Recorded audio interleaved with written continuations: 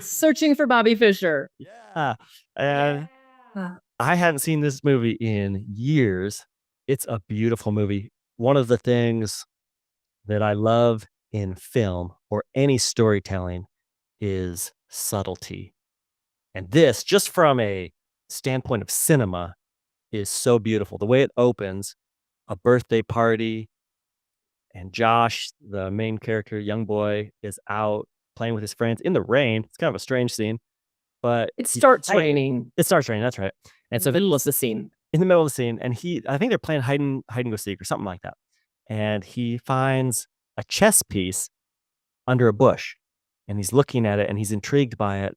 And a man approaches him, a young Lawrence Fishburne. I was going to say Morpheus. A young Morpheus approaches and holds out a baseball and offers it to Josh to trade. And it just hangs there for a moment, and then it cuts. It cuts to later that night. The birthday party's over. His dad is getting him ready for bed, and he is helping him put oil in a baseball glove. And they're just talking about it. It's obvious that this baseball glove has been a gift, and he's putting oil in there, which that meant a lot to me because he's talking about, oh man, smell that, smell how good that smells, which is one of the best things as a past baseball player was, oiling your glove and the smell of the new leather and all that. So I just love that scene.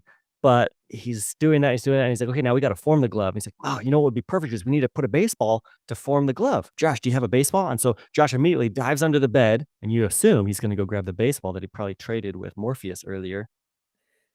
But he comes out with the snow globe, and he just hands it to his dad, and they don't say anything. He doesn't say anything at all, but you just realize, he didn't trade the chess piece for the baseball.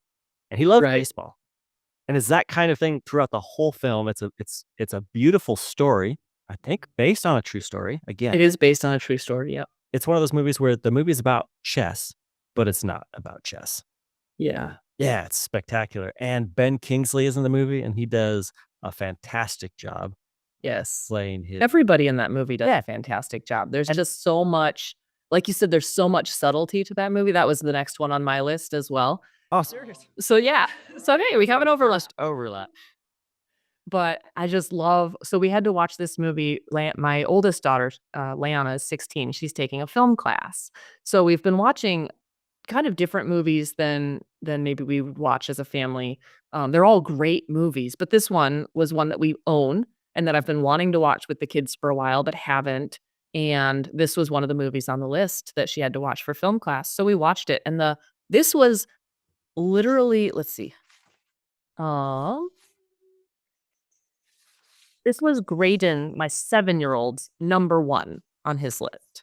Seriously. Was Searching for Bobby Fischer, yes. And I don't know if it's because the main character is 7 and he's 7, or if because it's about chess and he likes playing chess, or if it's just that was the most recent movie we had watched when I gave him the list. It could be any combination of those three. With a 7-year-old, it's hard to tell.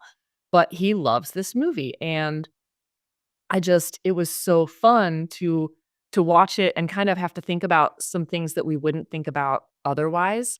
Like, one of the things that she was supposed to look at was the lighting. And if you think about the movie afterwards, and somebody said, "What did you think about the lighting in that movie?" Your first reaction would probably just simply be, "Well, it was kind of dark." Yeah. Because every shot is a little dark. But if you go back and rewatch it, you realize just how gorgeous the lighting is, and how there are certain scenes where you've got this golden rays of light shooting through the window in this perfect scene where the people walking through it are going from light to darkness to light to darkness, and how there's just kind of that theme in the movie as well, as there's like the good things about playing chess and the good things about competition, and then the difficult things and the bad things and the hard things about being involved in a competition. And also just the juxtaposition of Bobby Fischer, who's not actually in the movie. It's called Searching for Bobby Fischer. It's not about Bobby Fischer, but there are like cuts to true footage of him, right? Because his life story is kind of being told in parallel, and seeing how he treated the game of chess, and kind of what the game of chess did to him. And then Josh playing the game of chess and how he's treating it, and how he's resisting that competition affecting him in the same way. and how he's still has other interests like baseball. And it's just very, very cool to kind of see and a lot of neat things to talk with the kids about as well. Yeah, absolutely. I love, again, kind of like the last movie we talked about, every main character in the movie has an arc. They all are changed as they go through. They all learn something. And I love, at first it's his dad who is so excited and pushing his son. And he gets to the point where he's like, if you don't want to play chess, you don't have to. In fact, I don't want you to. And at that point, Josh has gone on this journey where he goes from saying, maybe it would be better not to be the best because then you could lose and it would be okay. To it gets to the end to where he says, "No, I have to play. Yeah. I have to win." And he goes, "Well, why do you have to?" He goes, "Because I have to." Yeah. And so now I have to, I have as to. he points at himself. Yeah. But even the side characters, his friend and his friend's dad and his mom and Ben Kingsley goes on this journey and has some beautiful lines talking about Bobby Fischer, talking about how he points that Josh and his dad go to where they're some of the elite chess players in the world are playing, right?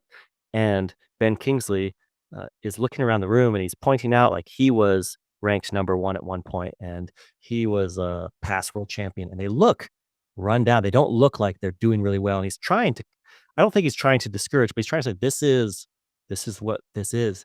And he's talking about everyone in here. We are but forgers trying to be what Bobby Fischer was. He says, "You want to know what I want? I want what he took with him when he left." And that was just the fact that he had elevated this to something that's beyond a game. It's not just a game. And yeah, it is. It's beautiful and it's powerful. And the cinematography is beautiful. And I had totally forgotten about it. And it's one of those movies that kind of sticks with you a little bit. And I promise, well, don't promise, but I think there's a good chance if you watch this movie, if your kids have not played chess, they're going to ask you to go out and get a chess set because, yeah, you do. You want to go out and play chess. And it's funny because last week or 2 weeks ago, uh, there was a chess board at our youth group.